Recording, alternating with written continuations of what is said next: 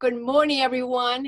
It's so good to be back. I know we've been away for a few weeks, but we're very excited today. Today is the first day of the summit. It's our first day, something we prepared for 2-3 months. So we're very, very thrilled. We want to thank you ahead for just taking the time and just waiting patiently for these to unfold. After the 2 hours is recorded right now, we will post it on Facebook for you to view. Before I begin, most of you know who we are. We are a panel called the HER, which is Health Empowerment Reset. And this is where all of the videos are going to be taking place, right, in this panel, this platform. My name is Martha King, and I am I'm a health coach here in Hanover, Pennsylvania. And we started these talks just to give people not so much education, but just give them an options to choices to learn more about health and wellness. But this summit is about a balanced approach to pain and well-being. So before we begin, I wanted to read the disclaimer that anything we talk about today, anything that we share, it is just for information only. It is not intended to diagnose, treat, or cure any disease or condition or illness. So please, if you need to make any changes to your health plan, just speak with your doctor about it. So I'm going to introduce the panel right now. We're expecting someone else, and she's might be running a little late, but we have Asha on the panel, and then we have Karen. So we're gonna begin with Karen. She's coming in with an amazing title today. The talk is called Physical and Emotional Pain as an Ancestral Legacy. Karen is a licensed clinical social worker, and this is an author, and she's also has a private practice and a founder of the Lancaster School Psychodrama and Experiential Psychotherapies. So at this time, Karen, you have the floor. Hi, Martha. Thank you. And thank you for inviting me. Thank you for having this panel and this program. I'm really happy to be here and talk about the ancestral connection to pain, both emotional and physical. I am a psychodramatist. I have founded the School for Psychodrama and Experiential Therapies here in Lancaster, which is now online due to the pandemic. I'm also a facilitator of Family and Systemic Constellations, which is a not well known yet way of working with ancestral trauma and ancestral experiences, but it is growing in the United States. And my main topic will be how the pain that we experience is often generational pain that has been passed down and has not yet been resolved by those who experienced it. It passes to us. We can find a way to resolve it. I also want to make sure that as we begin, this is one piece of the many layers of how pain shows up in our lives and in our bodies and our spirits, in our energy fields. So I don't want to claim that this is the only way by any means, but in the years that I've been working with experiential therapies, which actually since 1989, it is to me a very important piece that has often been neglected and is just really coming forward to public consciousness. And this is part of my mission, which is to let people know about the ancestors' place in our lives. And just as we inherit, curly hair or jointed fingers, not that I have them, by the way, or a particular shape of nose or what have you, we also inherit experiences of our ancestors. And many times that is pain-related physically, and many times that's pain-related emotionally, and of course sometimes it's both. I'm happy to take questions. I'm happy to talk a little bit. I do have a PowerPoint. Maybe I'll start there and show you a little bit and tell you a little bit about this work. Yeah, please do. So let me find it. on my screen.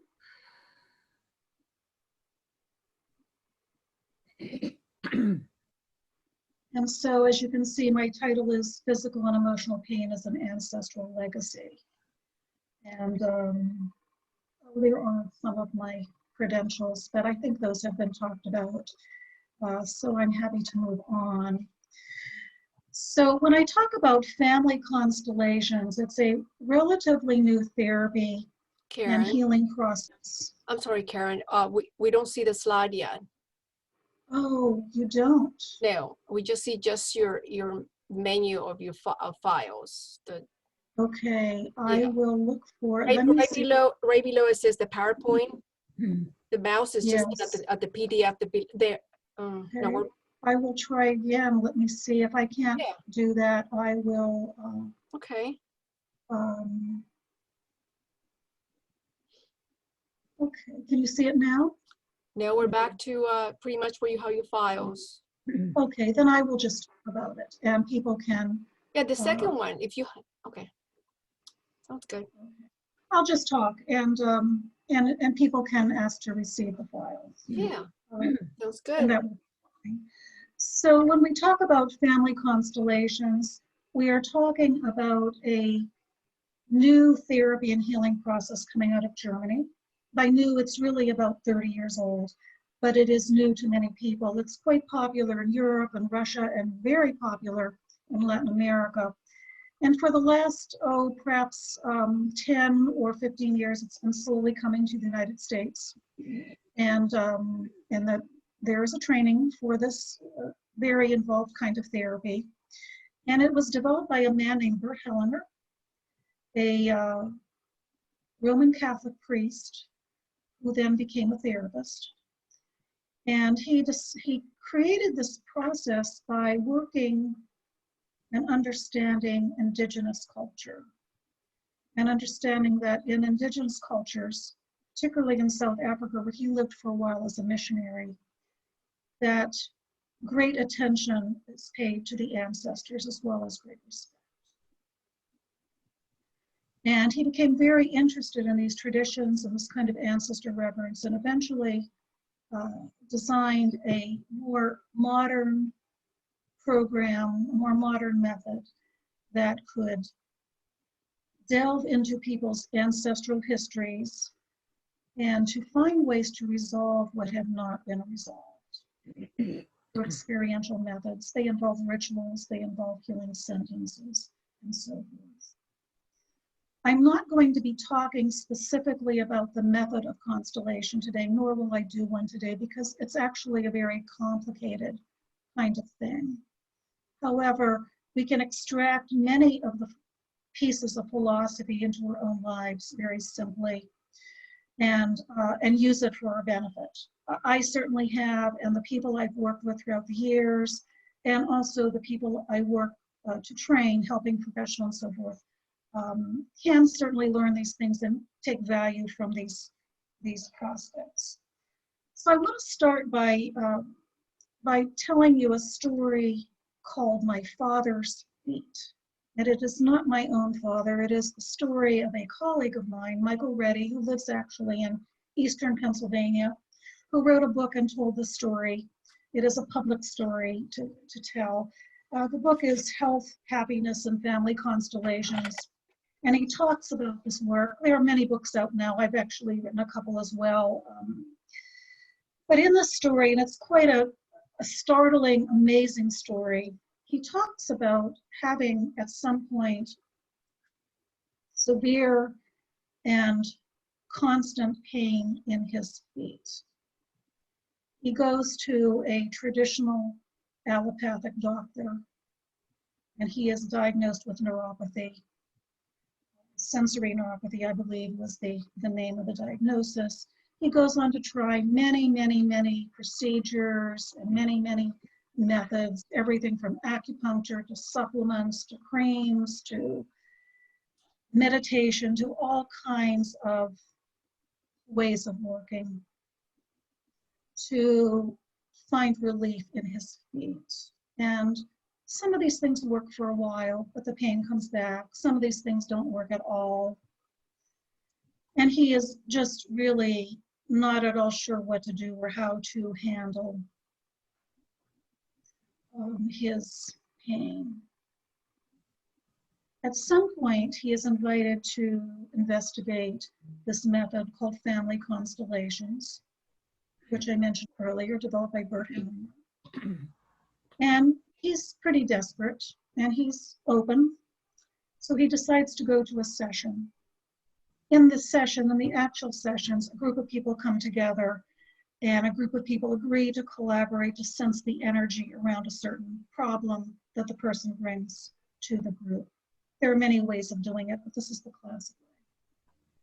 He has also asked one question, and the question he has asked is, did anyone else in your family experience significant pain in their feet? And he said, yes. Actually, my father experienced pain throughout most of his life. Throughout most of the time I knew him, he had pain in his feet. Well, in constellations, we're interested in the trauma or traumas that an ancestor has experienced, with the idea, as I said, that that experience may be traveling down the generations further.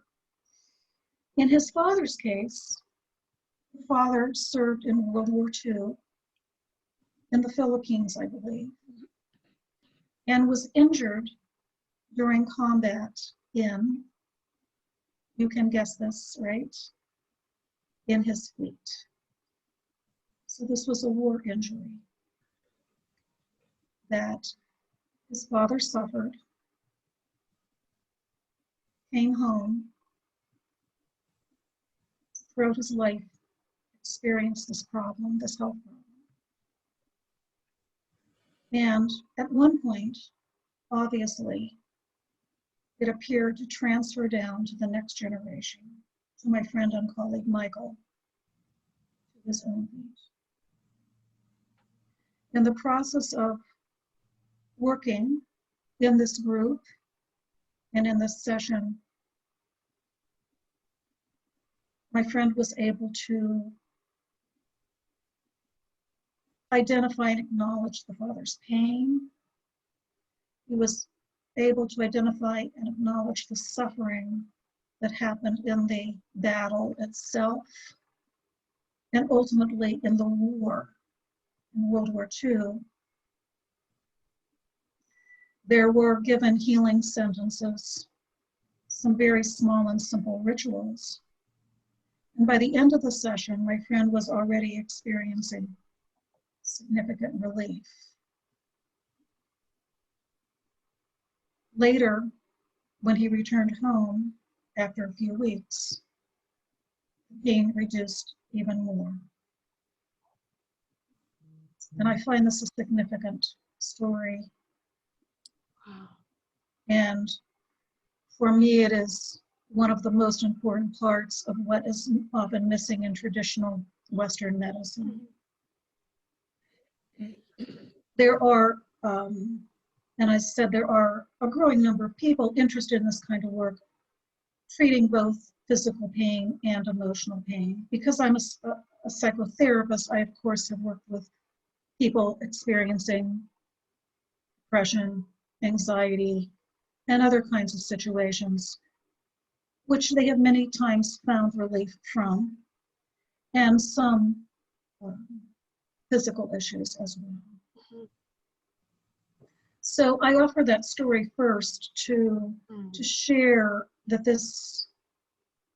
these kinds of pains come from somewhere. And perhaps even as you're listening, you might even think of your own family, your own ancestry, and you might notice that there are problems that, curiously enough, seem to move from generation to generation to generation. Many times they have a specific reason, or seemingly a reason, and many times they seem to be somewhat mysterious, such as in the case of the feet story that I just discussed. So today I want to offer some information about some of the basics in the time that I have. I do want to let people know that you can read the story in the entirety in Michael's book, which is actually available for free online, and I can provide the website to find it to anybody who wants it as well. And it's a wonderful book. I actually have it in my own library. You said highly suggest it. Karen, you said, excuse me, you had Michael Redding is the author? Yes, it's Michael Reddy, R-E-D-D-Y. And you can find his website actually at ReadyWorks, ReadyWorks.com. Okay. You can also do a general Google search, Health, Happiness, and Family Constellations, Michael Reddy, R-E-D-D-Y. You will find the PDF version. Okay, thank you.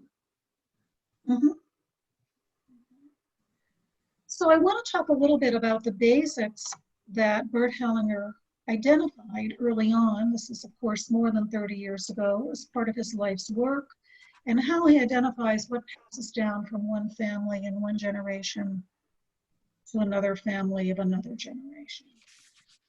And he calls there are like 3 principles. He calls these principles the orders of love. He's very interested in how love passes down through a family. We often think of love as some kind of sentimental thing, hearts and flowers and those kinds of things, but it's an energy, the way he defines it and the way that I have come to think of it. It's an energy that flows down as part of this life that the generations pass forward.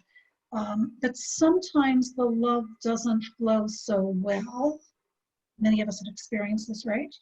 And the way I personally describe it is it's kind of like a garden hose, and the garden hose gets kinked.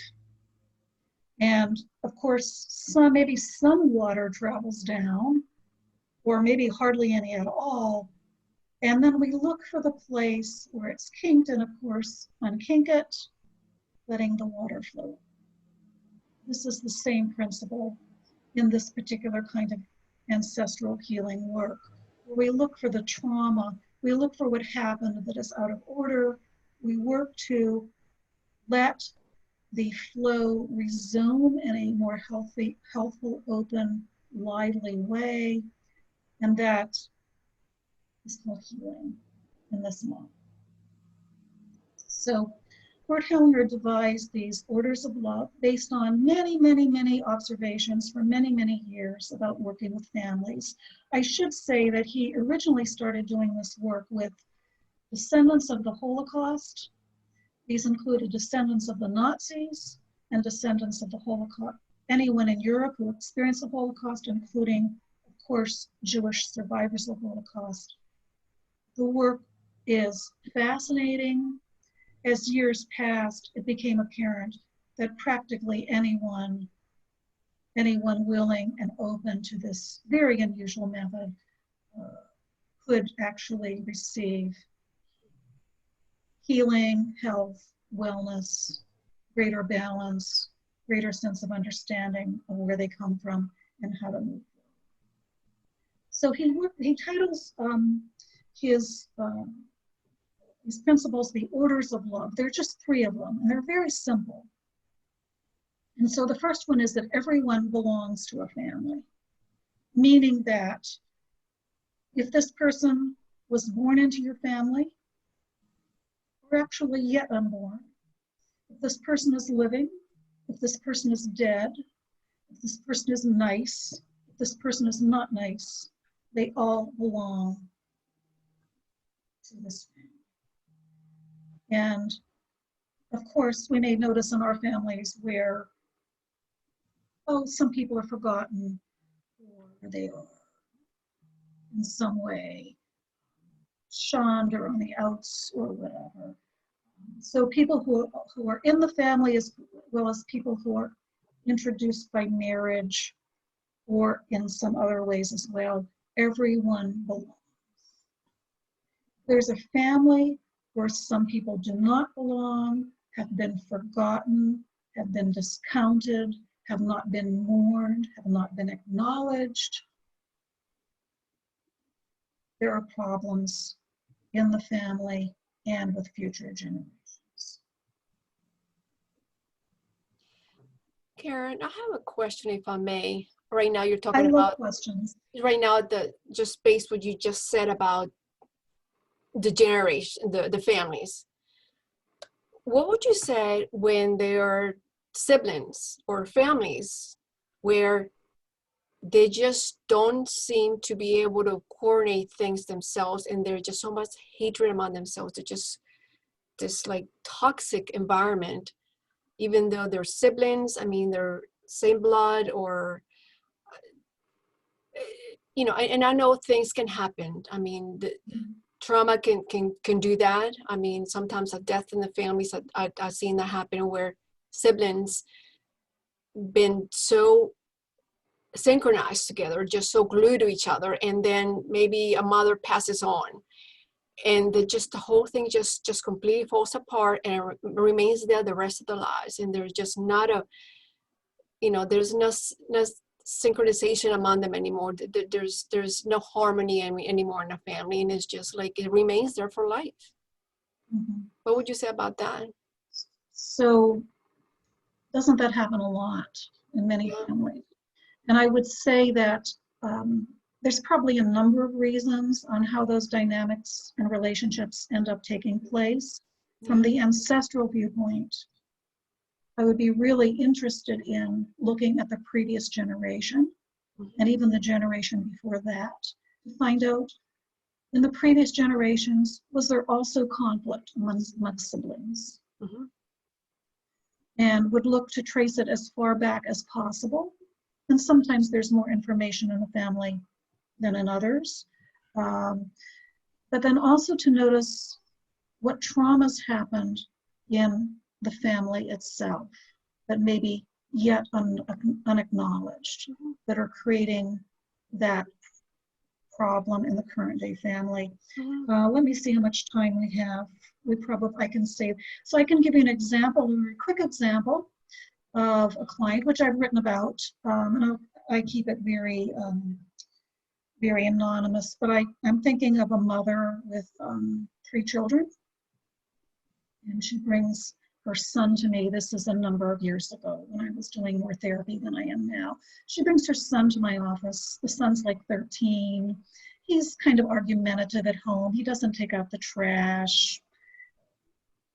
Has little fights with his siblings, nothing big, but some irritation.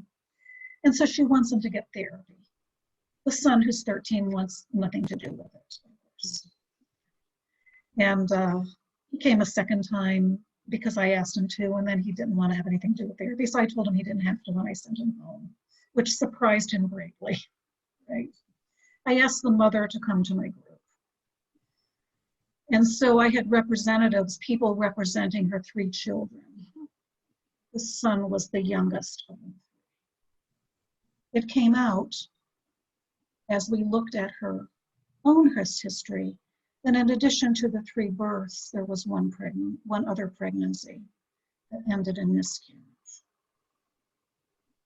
So I asked someone to stand in for that miscarriage, which was actually, I believe, right before the son was born, in that middle.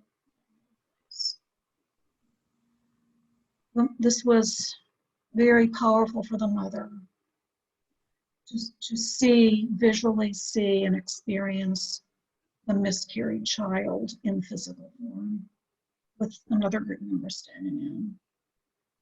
There was a lot of grief, there was a lot of tears, a lot of pain. She was able to speak to the miscarried child, give the child a name. There were some healing sentences that I offered that are common in this work. We did a small ritual. The group ended, she went home. She came back the next week and said, "My son's taking out the trash. And he's not arguing quite as much with his siblings as he used to. Mind you, he was still a 13-year-old kid doing what 13-year-old kids do. But the energy within the household and within the family significantly shifted. Yeah, it's beautiful. Hmm. Now, sometimes that goes even back further to yet another generation. It doesn't have to be an immediate generation, but it can go back to the parents, it can go back to the grandparents, the great-great-grandparents, on and on and on. Sometimes we have that information, sometimes we don't. There's a variety of ways of working with all of that. But that's my answer to your question. Mm-hmm. Order number 2 is that each person has rank according to entered the system first. So for instance, parents have rank over children, and grandparents have rank over parents, and so forth. First spouse has rank over second spouse. First child has rank over second child.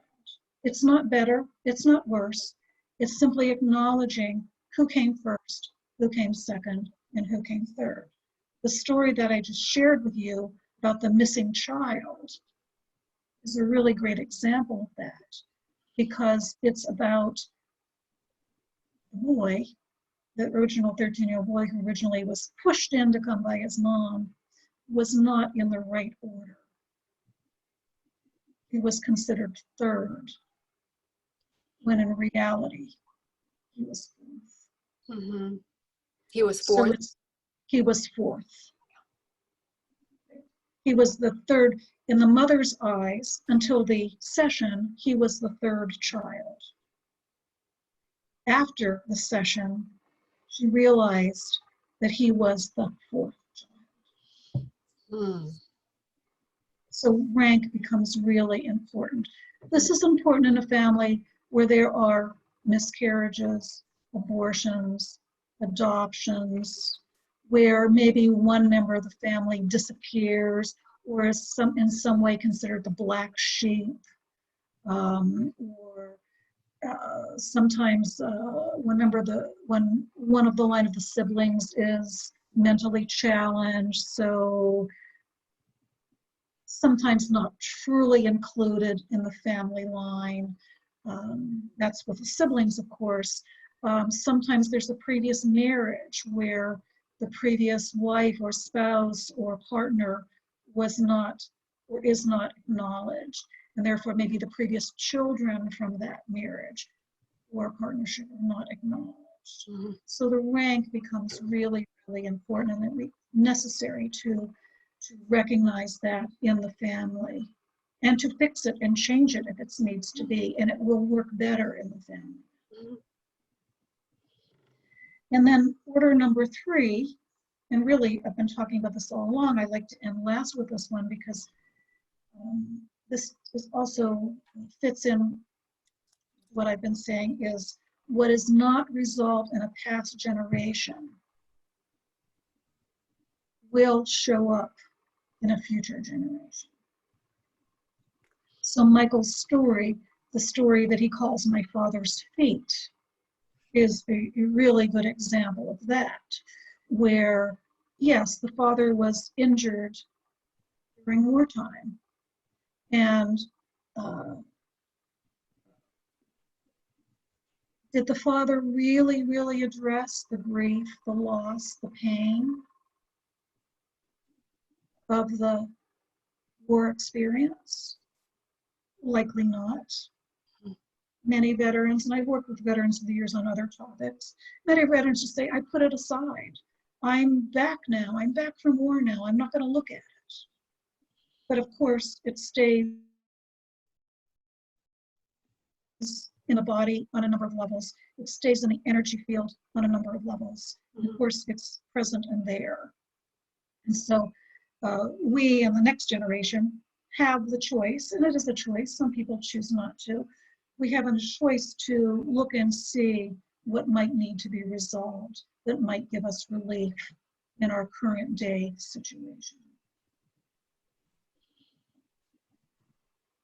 That's so reminds me of something I read not too long ago when you talk about pretty much you just said a few minutes ago. There was a case of fourth generation, someone that had liver disease, young individual, had a healthy life. I mean, he didn't drink. He had a liver disease and unknown reason. And through the history and just talking about grandparents and great grandparents, the third or fourth generation, that grandfather was a very heavy alcoholic and had died cirrhosis of the liver. Is that something that you would also think would be an example of something like that? Yes, it could be. Yeah. I say could be because it also could be a little more complicated than that as well. Yeah. So the could be part is, we know, for instance, that addiction does indeed travel in families. Mm-hmm. And so, you know, we're very interested, did the pattern of actual drinking show up in later generations as well? It's a little bit complicated because sometimes it's not always exactly the same illness. Mm-hmm. So in the literature, for people who study these things and do research, and even in practitioners' own experiences, sometimes it's not as clear. Mm-hmm. So sometimes the illness may be related, for instance, to somebody who's been missing, you know, so that example of, you know, that first wife that nobody ever talks about because, well, we don't talk about that person because they're long gone, for instance. Someone's illness might be connected to that first wife that's never talked about. Mm-hmm. And it's a way of wanting to be acknowledged. Yes. So it's not always identical, although one of the best questions we can ask ourselves if we're regular people just being interested, or if we're professionals, including doctors and nurses and people in the medical field, as well as psychotherapists, one of the first questions is that, did this happen to anyone else in your family? Mm-hmm. Was anyone else in your family depressed? Was anyone else in your family anxious? Does anyone else in your family have high blood pressure? And on and on and on. So that becomes certainly important to do research on that. I do want to mention a second book. It's in my PowerPoint, and I'm going to show it to you here. And I don't know if it shows up backwards or not. It's called Even If It Costs Me My Life. And this is a book by a constellation facilitator and trainer, Stefan Hausner from Austria. It is, I will tell you, it's hard and expensive to find online. It may be out of print, but it's still available and people can check for it. There are some articles that Stefan has on his website, which you may want to check out. And it gives many, many more examples of ways that illness shows up as a representation of a family trauma of one kind or another, and a disordering of the orders of love. There's also a video series that is available in the US, transgenerationhealingfilms.com, which is examples of Stefan at work in constellation groups, showing how this works in a group setting, which I'm not able to have time to fully discuss. But I do want to make sure that I talk about what ordinary people can do and be aware of in their own lives, and also for helping professionals interested in this, some basic things that people can be aware of. This is apart from a constellation session or whatever. It's simply things that we can keep in mind that in themselves can be very valuable. So one of the things is to notice the mental health or physical health patterns in your larger family system. To notice the attitude about health in your larger family system, and to notice food patterns. You know, so sometimes, you know, like, geez, everybody in my family seems to have heart attacks. That's interesting to notice, right? On a very practical level, and this has nothing to do with family constellations or ancestral healing, really. Well, if everyone's eating high-fat food and laying on the sofa watching television, if that may be part of a family pattern that may need to be looked at and resolved in very practical ways. Sometimes it's easy to do. Sometimes it's not so easy to do. And doctors get really frustrated by this. Then I get interested in, is that the only way to belong to your family? I can't give up these things. This is how I belong to my family. This is what my family does, right? And so part of that is, can I belong to my family without carrying on traditions, patterns, attitudes that are not very healthy? Sounds very simple, but it actually is a very, very profound question. Do I still belong to my family even if I leave behind patterns and attitudes? An attitude might be like, oh, exercise is for the rich, or pattern might be doctors are bad people and they will kill you, so I don't go to doctors or whatever. I've heard these things in my therapy room, and then sometimes we have to look at those. In a larger picture, notice general patterns in your ancestral history, whatever they may be. If you don't know a lot, I always say talk to the oldest person in the family and start asking that person questions. We also now have, websites like Ancestry.com where people can actually do research. They can find out more about their family, again, on a very practical level. The pandemic, for instance. We all have ancestors who lived through the pandemic. We do. I mean, I have a uncle who died during the pandemic. My father's much older brother. He died as a young man, a young teenager during the pandemic. So every one of us, even if we're not from the United States, the pandemic was worldwide as it is today. So we look at family history, family patterns, traumas of all kinds. Then we ask the question, what traumas took place in my larger family system, which certainly can include war, early death, fatal accidents, near fatal accidents, missing people, as we noticed from our orders. Who was missing, who was not acknowledged, who was shunned. And so those are all traumas: Holocaust, genocides, enslavement, and what suffering has happened. So when we have trauma, we always have suffering. Trauma is just not something that flies on by. Trauma is something that gets inside of us, gets inside of our ancestors. They pass it down through the body, through the physical body, through the emotional body, through the energetic body, and then it sits with us until we're able to find a way to resolve. So here are the other things to do. Find a way to honor the suffering that has taken place. This can be a prayer. This can be looking at a picture, ancestor or ancestors or family. It can be another way. It can be a creative action. Finding a way to honor the suffering, to really honor it from the heart.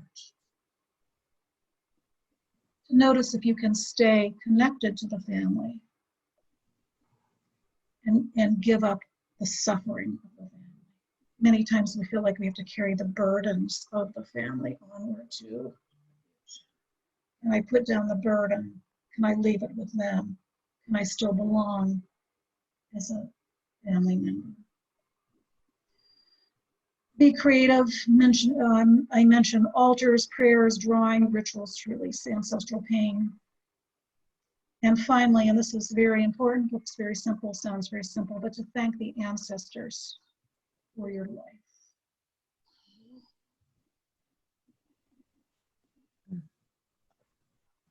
It is the life, the energy that flows through. Thank them for the life. You don't have to like them to thank them, by the way. I'm well aware that some people come from ancestry where there's been pain, abuse, and so forth. Probably talk about that more in depth, but for now I would say, whatever happened, you are alive, and if you have children, grandchildren, you've been able to pass down the gift of life.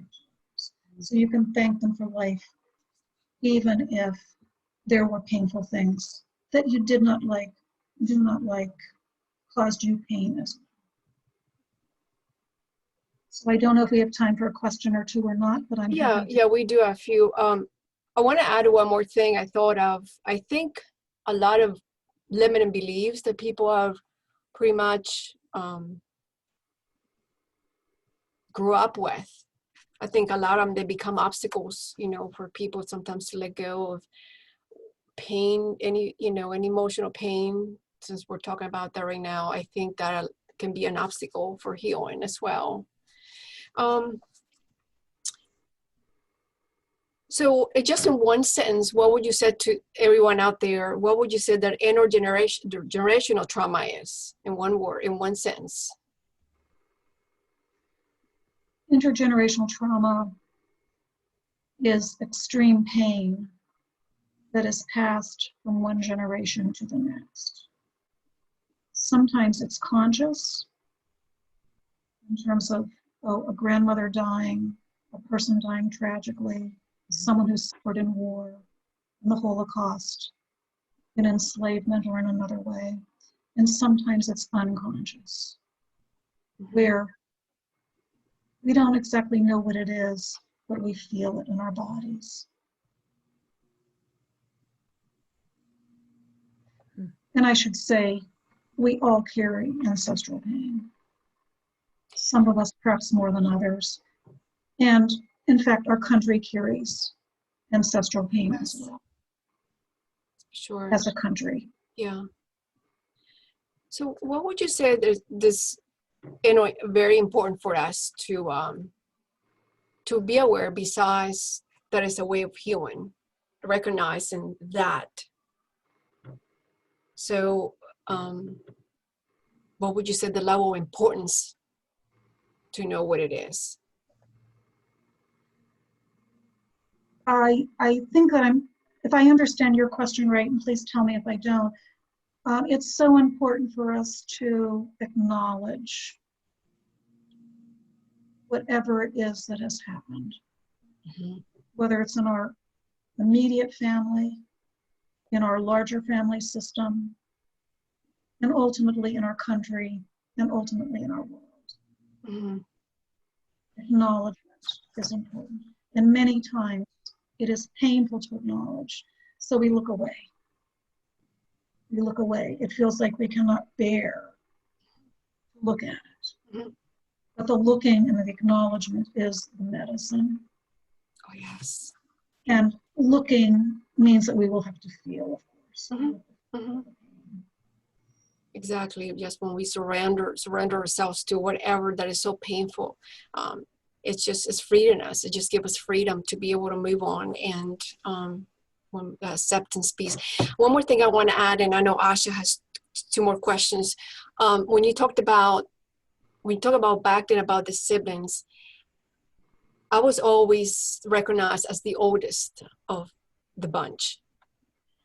But deep down, I was not the oldest. I was the second. My mom had a stillbirth. So I was born next. So in my mind, deep inside me, I was always the second child. But in the eyes of everyone else, it's just, the second. So, the first. We have Julie Lynn coming on board. So let me just get her in here, and then I'll have Asha then ask the two questions. Asha, okay? Okay, I'm ready. All right, just go ahead. Karen, how can people recognize intergenerational trauma in a simple way? I think that looking back at one's own ancestry, and to notice what has been inherited. It's kind of an inheritance. Okay. And can people resolve the intergenerational trauma themselves, or do they need a therapist?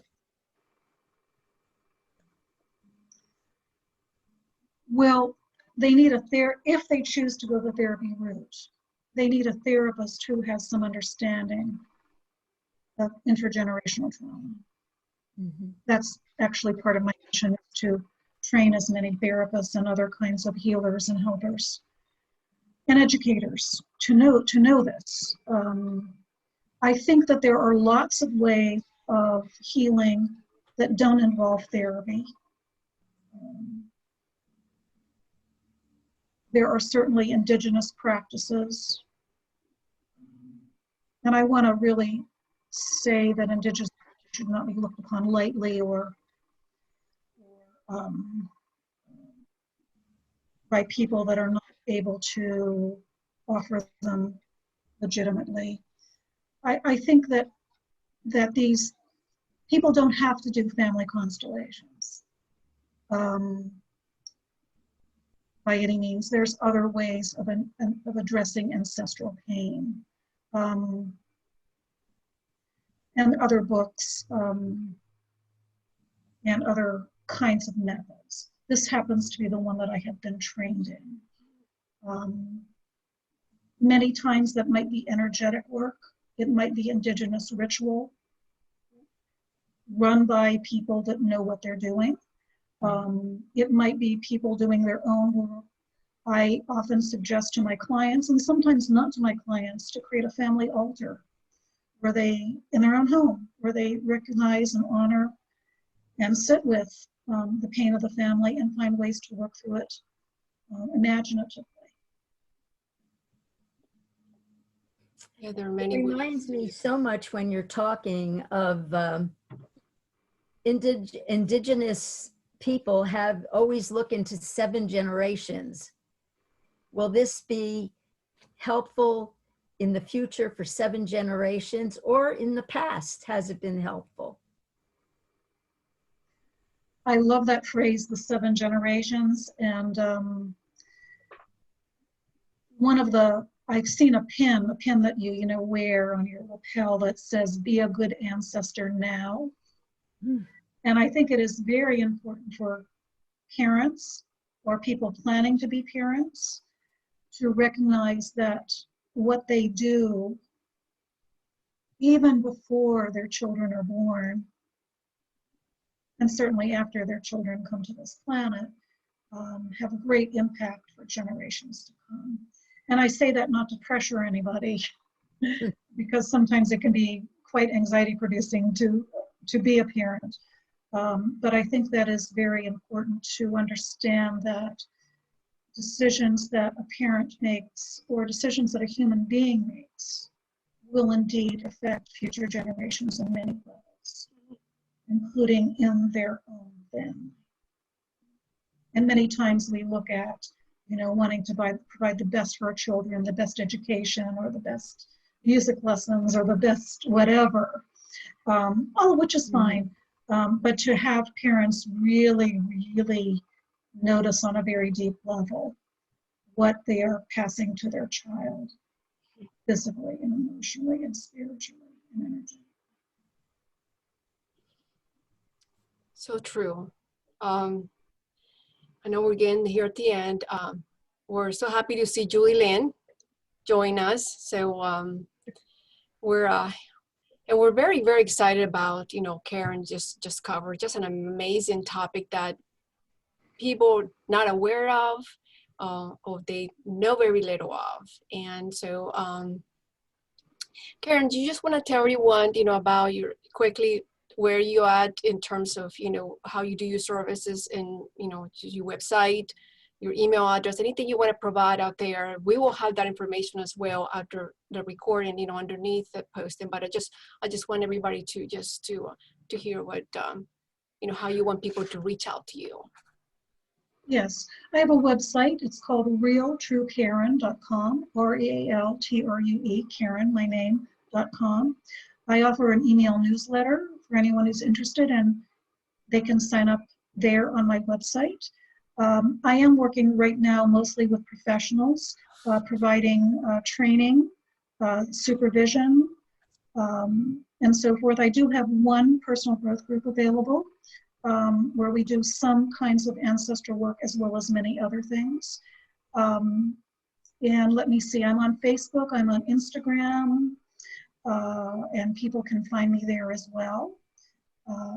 And certainly people can email. I'm at realtruekaren@gmail.com.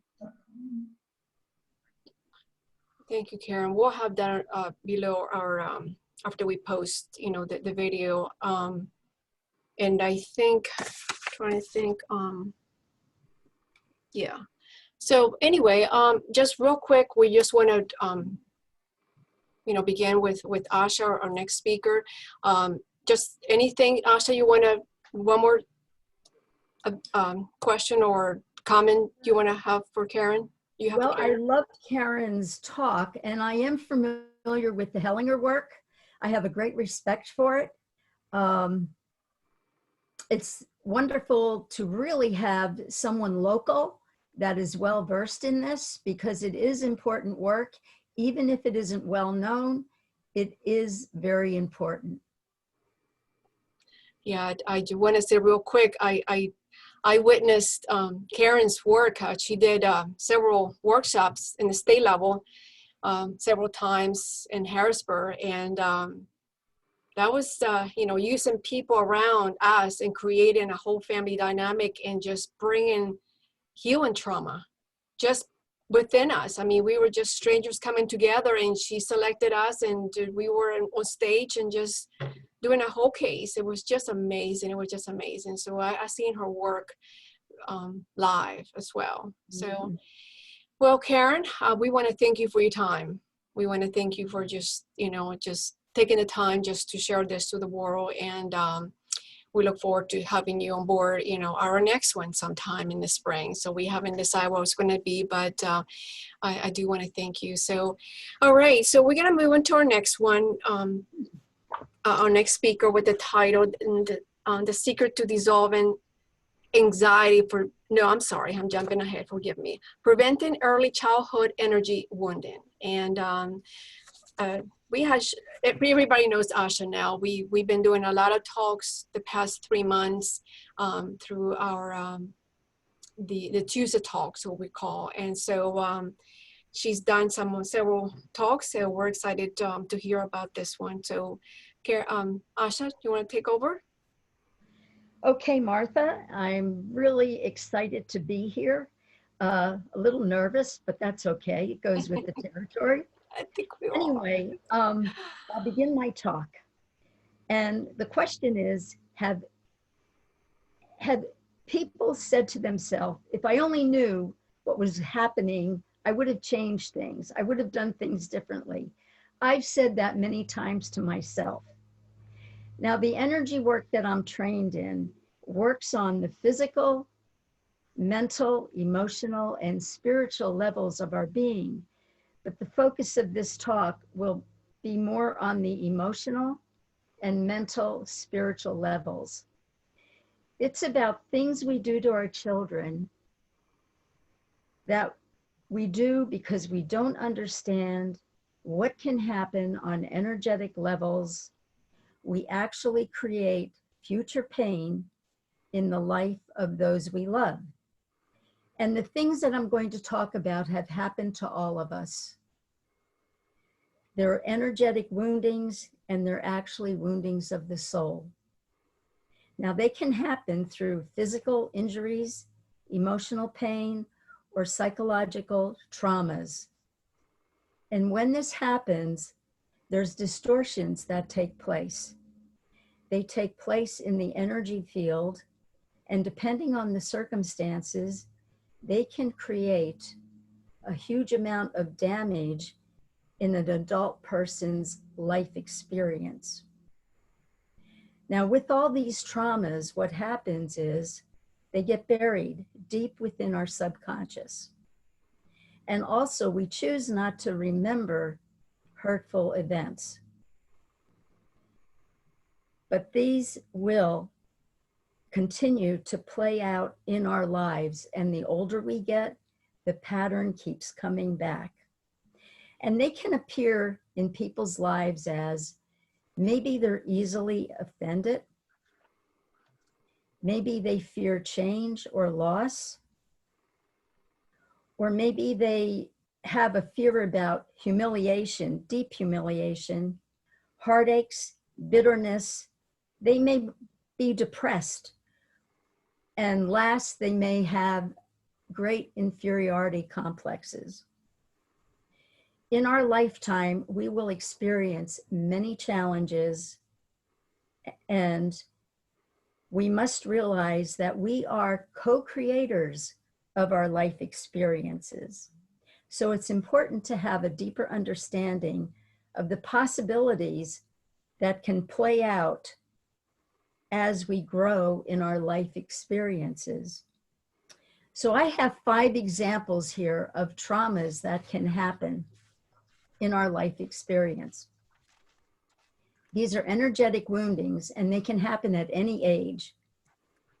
Now, the first one, and these woundings basically happen prior to birth until puberty. And at this time, this is a developmental time where all the uncensored information is absorbed by the child. But it is also the time when our energy system is being formed, and our energy system is formed through the chakra system. And the chakras are spinning vortexes of energy which nourish our body, our endocrine system, our nervous system, and they are centers of consciousness. And these chakras will provide the frame of reference through which we will perceive the world around us. So it's very, very important. Now, the other thing to be aware of is our subconscious works 24/7, and it is 97% of our mind. So imagine the London Parliament building and put a period next to it. The period is your conscious mind. And also be aware that these memories, these traumas, they not only go into your subconscious, they also go into the cellular memory in your body. Many times in a person's life, things do not make sense. They can't be explained what's going on in their life. But suffering can also come from past existence. And that is similar to what Karen spoke about. So it isn't only our present life, there's histories involved, but they can be worked at and healed. So the first example I would like to give will occur prior to birth up to about a year. And these can be looked at as maybe the birth was very traumatic, very difficult. Perhaps the infant wasn't wanted by the parents or even welcomed by the parents. Maybe there was a divorce going on, or maybe the infant wasn't held or cared for. These are all outer actions, and they are traumatic events in the feelings of the child, and they will mark the child's consciousness, and again, get buried deep within the child. So what happens in the adult reality? Well, this adult may have problems with trust, problems with authority, may feel abandoned, and there's other forms of loss that may be experienced. They also could feel empty. And there's even a situation where they could have cold hands and cold feet. Now, what that is saying is there's a fear of being fully embodied. So to them, the world is not safe. And that is the key word for this period of existence. The world is not safe. The next example can occur 6 months to 24 months. And this is the time in our life where we are exploring and discovering. It's a time where we experience pleasure, and pain. So the question is, how is pleasure viewed in the family? Is it a happy time or is it frowned on? For instance, is a child yelled at every time it's playing and making noise and told, quiet, settle down, I'm working, things of that nature. It can also be used as a tool of manipulation. And here, babyhood feeding comes into play. When the mother's breastfeeding, is she really present or is she being rushed? Does the child feel full? Was there enough food? All these things will play a part in the growth of a child, and the word here is nurturing. How is the child nurtured? Because at this time, the experiences are filtered through the feelings, and if these experiences are negative, there will be confusion, and the child could even feel guilt about feeling pleasure. There can be trust issues, and again, the feeling of abandonment. Many times these take place in extreme circumstances, but they do take place. And in the adult could have boundary issues, have a confusion in discriminating things in life. There could be a neediness, and sometimes they even people want to be mothered. These adults may also have a low energy, and they can also be people that speak softly.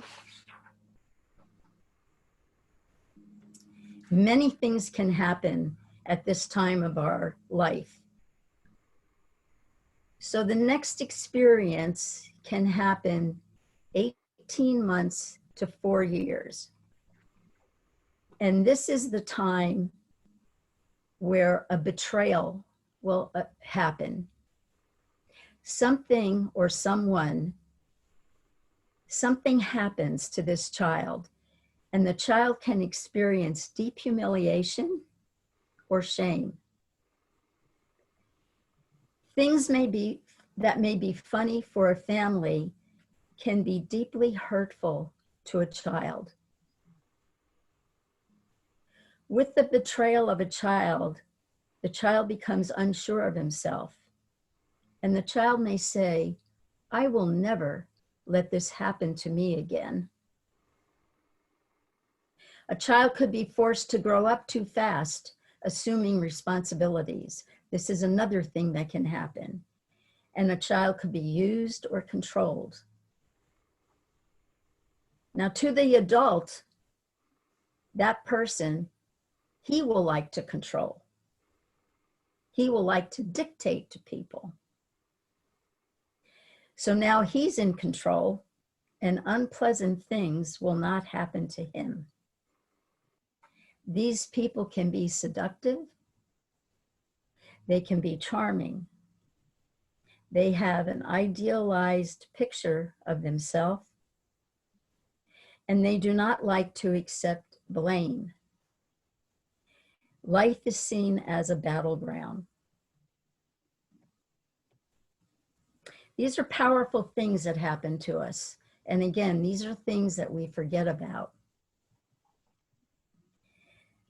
The next example happens between the ages of 4 and 7. And this is the time when we are developing our autonomy. We're stretching ourselves.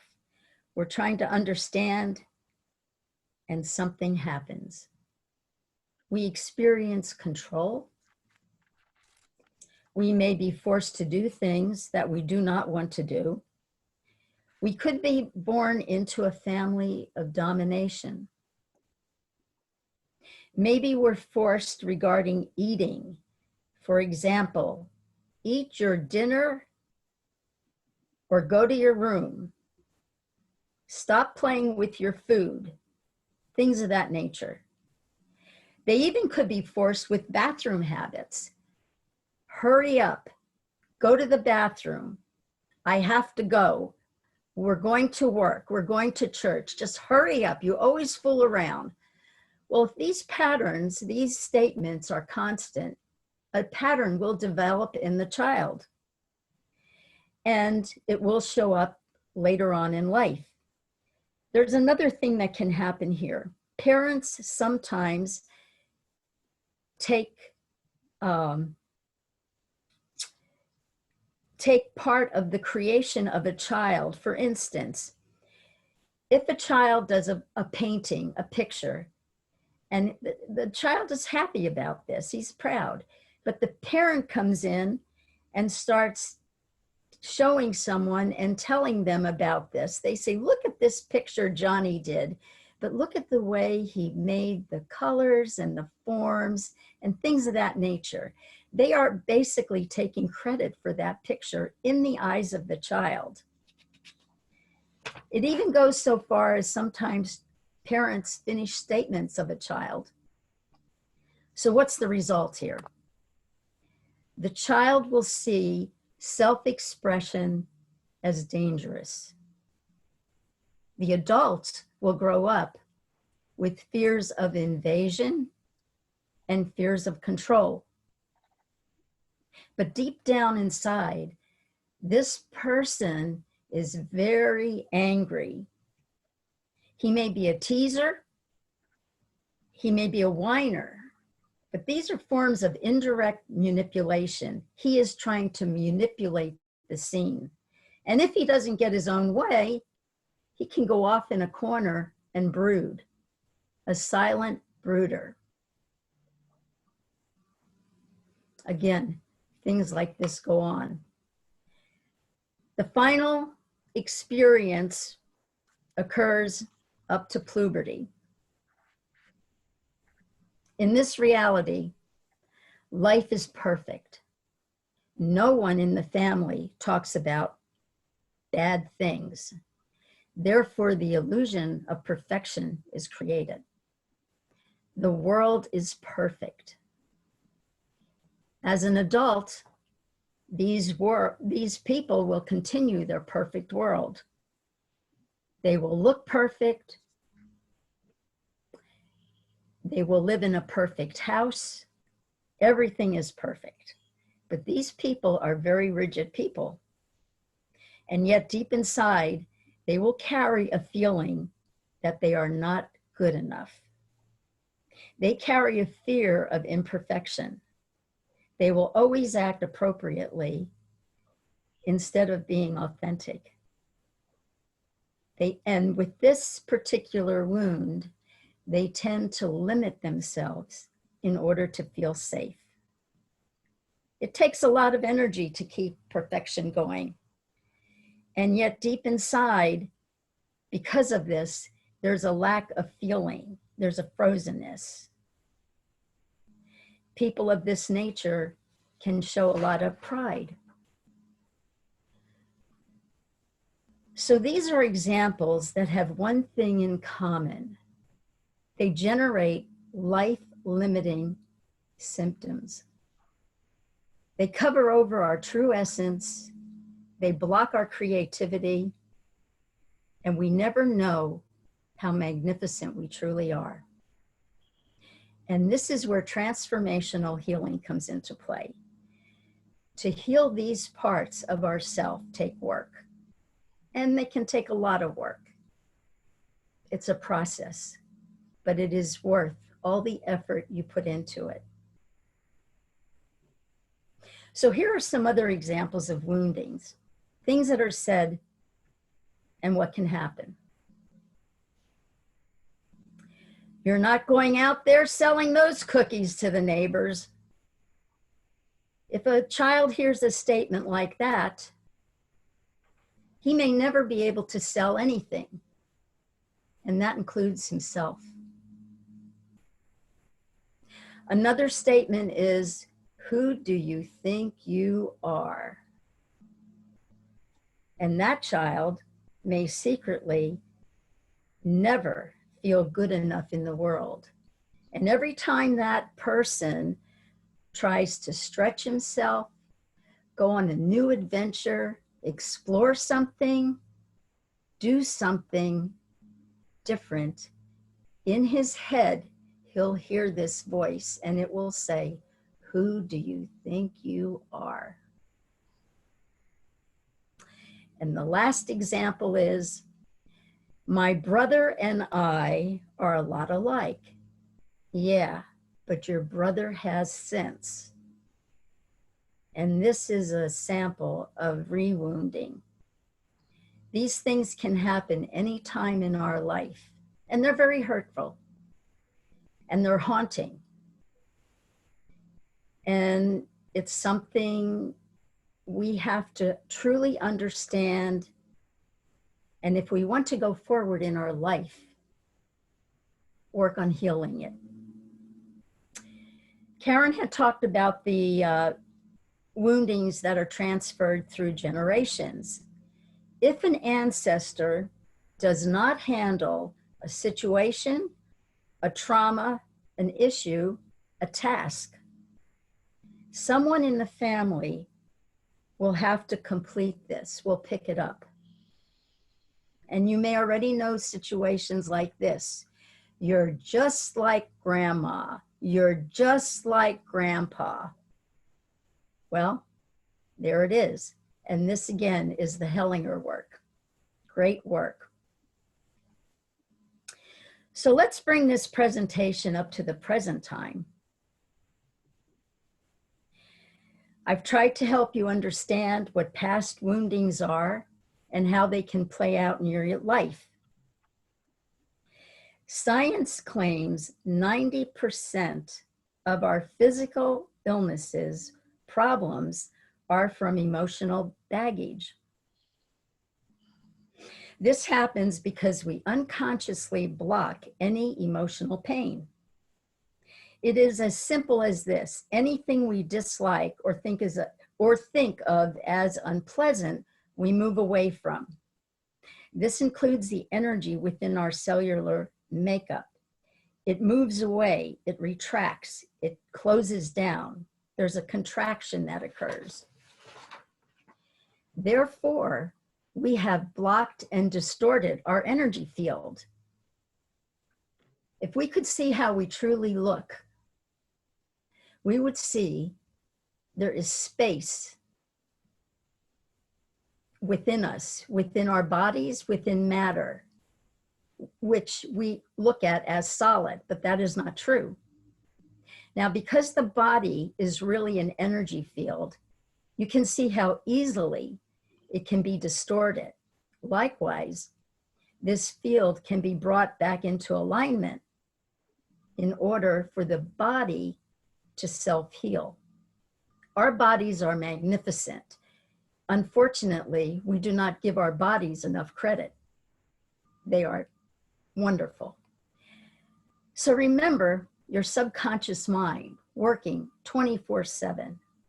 And that's where all your programs are stored. Programs you're not aware of, and they are driving, you could say, the bus. And these subconscious programs, they will also include beliefs you have developed, family ideals, behaviors, social programming, ideas about yourself, like I am not good enough, I am not talented, I am not pretty. These are all self-talk. And you should be aware of these, and you should basically stop. Because all these things will do harm. They are things that prevent you from really becoming the unique person you are. I'd like to say a word about physical accidents. 23 years ago, I was in a serious automobile accident. Kids were traveling 90 miles an hour. We were going 50. It was a head-on collision. Fast forward. This year I came down with lower back pain. I went to a chiropractor. She x-rayed my back, and she said to me, this is not a new injury. And I related the circumstances of the accident. And she said, yes, that's what happened. So what has happened in this is my energy field shifted at impact. It went out of alignment. It went out of balance.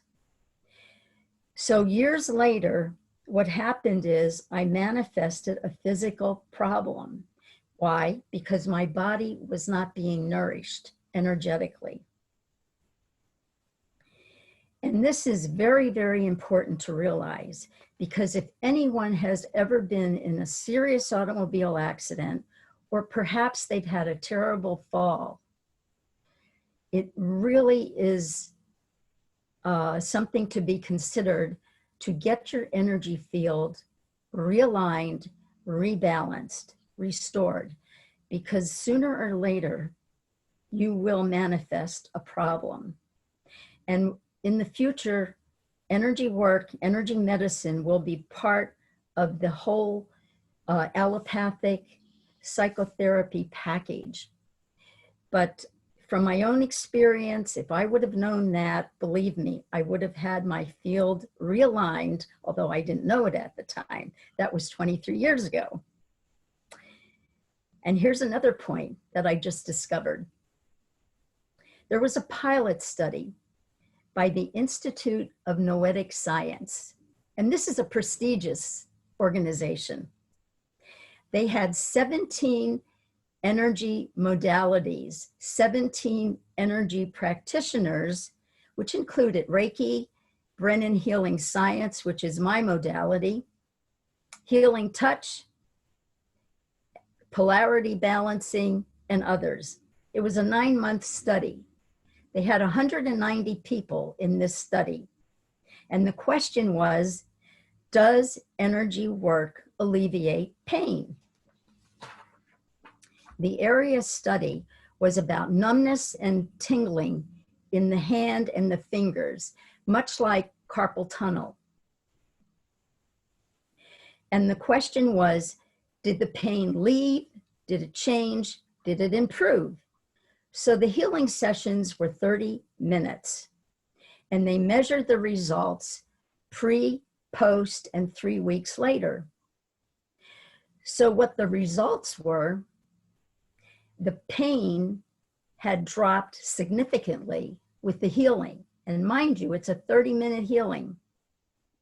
3 weeks later, they checked everyone again, and the pain did increase slightly, but never to the original extent. So this is very, very exciting, because already more and more research is being done about energy work, and it's showing the results. And I've been doing this so long that I was a trailblazer, a pioneer. Actually, they say bushwhacker, but now the path is created. And it's a beginning. And I will see this in my lifetime. And believe me, I'm no spring chicken. So this was a lot of information, but because it's being recorded, you can view these beautiful presentations time and time again on Facebook, and go to Health, Empowerment, and Reset. So before I conclude my presentation, there's 3 keys I'd like you all to remember. 1 is beliefs. You are the product of them. 2, you create your vision and you create your life. And 3, you attract your experiences. Like attract like, whether it's positive or negative. So in order to have a fulfilling life, it is important to make conscious the shadow parts of yourself. It's important to have healthy bodies and peace of mind. And that means it's time to get rid of the emotional baggage. And lastly, as you become more aware, life will show you many things. and it points to what needs to be looked at and healed. When I was in school, I was told the gift is in the mess, and that is so true. So go through your healing process, bring your passion to the surface, and discover who you truly are, who you were born to be, and discover your superpower. I thank you for your attention. Martha, it's back to you. Oh, so well said, Asha. It was beautiful. Oh gosh, well said. Yes. We do have a couple questions. Why is knowing yourself so important? And I mean, we know why, but how would you, just in one sentence, just like a Reader's Digest, you know, friendly format, that someone can just do themselves, or do one step, one thing? One thing. Okay. The one thing is co-creating. Mm-hmm. We are always creating our life experiences. Mm-hmm. And knowing how you act and react to various situations help you to understand and grow in the directions that you will find are helpful and beneficial. To become aware of things like, do you self-sabotage? Mm-hmm. What are the family programs running in your life? Are you being authentic, or are you doing what other people are asking you or making you to do? And the bottom line is, are you in your power, or have you given it away? And if you stifle your energy, block off your energy, eventually illness and disease will follow. And I've seen this many times, and it's really very sad. And it's all about awareness. Takes work. One second question, what does being healed look like? Just an example you will give to the audience. What they truly feel like they have healed? What will be just one? Being healed, you'll recognize it when there's no longer a charge with the experience or the event. Mm-hmm. And the other thing is, when there's no longer the charge, there is a great sense of freedom. Mm-hmm. You could say it's at the aha moment. Mm-hmm. It doesn't come through like that, but the freedom is so great. And I'll give you an example. I had to meet my ex-husband recently for business. Now 15 years have passed. That's a long time. And my divorce was very, very painful to me. So during this meeting, I noticed I didn't have any anger. I didn't have any resentment or blaming. And it was just two people together. We reviewed the past, not about the divorce, but just things that had happened, and then also catching up. But it was really wonderful because I was witnessing myself and all the feelings I had, and I said, wow, look at that, it's gone. Now, many people will say, oh yeah, time heals all. Well, to some extent it does, but think of all the people that take bitterness to the grave. Mm-hmm. There's a lot of them that do that. The thing to realize in relationships, there's always lessons to be learned. And the ancient masters used to say, give me challenging times because that's where I learn the most. Well, we don't want challenging times, but they do come. So if you look at them as, well, this is something I have to learn, it makes it, to me, a bit easier to handle. Mm-hmm. So anyway. Thank you. Julie, you have 2 questions for Asha? I do. That was a great presentation. Thank you. A lot of it resonated with me, which I'm sure, the information resonated with a lot of us. But one of the questions I had was, what does a healing session look like when somebody comes to you and wants you to kind of help them guide some of their past traumas and heal them? What does that look like? Okay, my first session will last an hour and a half to 2 hours. And it revolves around their presenting complaint. Why have you come to my healing room? Many times, I am the healer that people come to last. They have tried other things, and somehow or another, they find me, and we will work together. And I'm very grateful for this because, number one, I love my work. And I'm sure everyone and all their practitioners that we know of, that we will hear, they love their work. So anyway, with my first session, there's a consultation and there's also a complete healing session.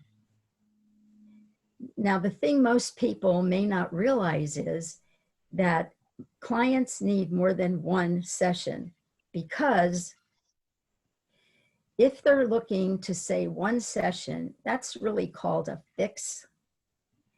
And this work does not work with fixes. It's much deeper. It's a deeper level than that. And it involves childhood history, relationships, health history, current experiences, everything that's going on. And many times clients, when they come, because in meeting a practitioner for the first time, there's sort of an awkwardness, but that kind of settles down. And the interesting thing is, when a client gets on a table and I'm in their energy field, because that's when I go into their field, not prior, their energy field may not gel with what they're saying. So that takes it to another level. But on all this, we develop a confidential client-healer relationship, and it continues. And my type of healing work does take a commitment from the client. It's not something where they're letting someone else do the work. They have to work. And the beauty of it is they will never go back to their former state. They begin to unearth their authenticity, and they begin to get more of their true self back, and they actually begin to awaken. And life becomes absolutely beautiful, phenomenal. They can have aha moments right then and there. And it's quite extraordinary. Thank you for that. And I think you kind of already answered my other question, which is, what does life look like when you heal the parts of yourself that need to be healed? And I think you kind of answered that, but maybe you can give us a little more insight into that. I think the biggest thing is people begin to experience freedom, and they can recognize what they've let go of. They're no longer doing things out of habit. They understand the picture. And the great thing about this work is they now understand the territory. They learn how to navigate in life. And when challenges come, because they have more knowledge, and this is knowledge on a cellular level, they understand how to move. The challenges are not as impactful as they could be. Why? Because they've done the work. And life now is looked at entirely different. It's an adventure. And actually, if they're very honest, they will experience more joy. They'll see the beauty around them. And many times they start to laugh more. Life becomes humorous, not so serious. In essence, life is grand. It's grand. And that's it, Martha. Back to you. Karen, do you have any comments for Asha? I've really enjoyed your presentation, and I want to get to know Oh, Karen, I'd love that. you better. But I would, but I wondered if you might want to explain Brennan Healing Science, which I know a little bit about, and Okay. perhaps other people would like to know exactly what that means. Okay. Well, I would love to tell you about that. When I went to Barbara Brennan, I'm a 2000 graduate. It was a 4-year program. It still is a 4-year program, but now it's a college, and that's wonderful. I did work directly with Barbara Brennan. It's a 4-year program whereby you learn about yourself. That's the biggest thing. You learn healing skills, but you have to go through a transformational process. The first year, the question is, who am I? And it deals with uncovering yourself, learning more about yourself. And one of the things is, and it's laughed upon, you go to school, and after the week, you come home and you're a different person. That can be hard on a spouse or a partner. But the second year it's about relationships. Who am I in relationships? The third year is about who am I with the divine? And the fourth year, which is a biggie, you put them all together, you learn some powerful healing skills. You also have a paper you have to write, a thesis. You have to go through a 90-minute dissertation. You take anatomy and physiology. And if you've done all this, you can graduate. Now, not everybody graduates, because in my year, there were 256 people in the freshman class. By the time we graduated, it was 123. But it is a magnificent school. Why? Because you're monitored and you just are not passed along. Actually, I was in danger of not passing. And my buddies said to me, you know, you got to do whatever you can to pass, to graduate. And number one, the school's expensive, and I was not going to pay. Again, I made sure I graduated. So I went to a retreat for a weekend, a powerful one-on-one retreat with a therapist. It went down to Seven Oaks or something like that. It's the Pathworks. Anyway, I graduated. And Barbara Brennan School, great school, not the easiest, but you know your stuff when you're out. And a healer, you know, you think you're going to be a healer the minute you're out of school. It doesn't work that way. You have to become seasoned. And the thing was, they said it used to take 7 years to become a healer. I'm still learning new things. And anyway, I was called to this work because my life fell apart. And I read an article about Barbara Brennan, and I knew that's where I belonged. And I never left since. Life goes on. That's Sure. it. Sure. Wow. You know, when we were preparing for this event, we started maybe 2 months ago.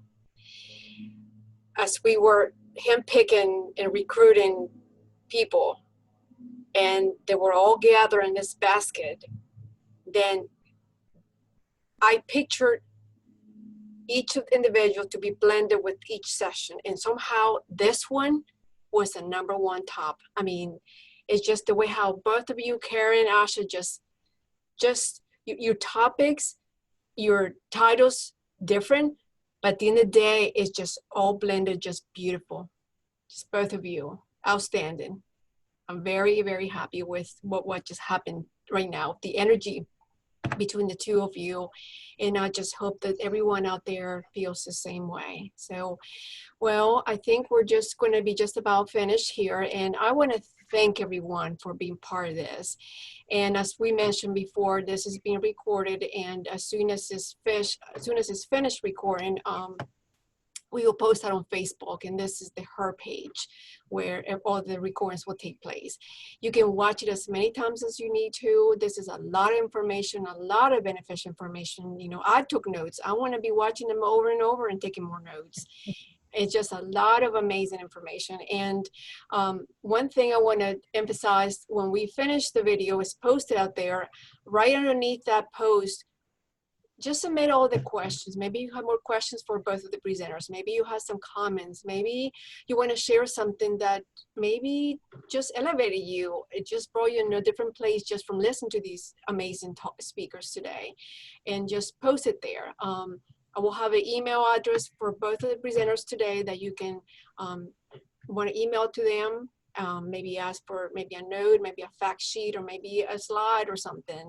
So I know Karen had a couple of slides that she wanted to present. So anyway, so you reach out to them. So we want to thank you. And we're going to have the second one in the afternoon, and we'll be recording from 1 to 3. So we thank everyone for your time and look forward for the next one. Bye-bye. Bye. Bye-bye. Thank you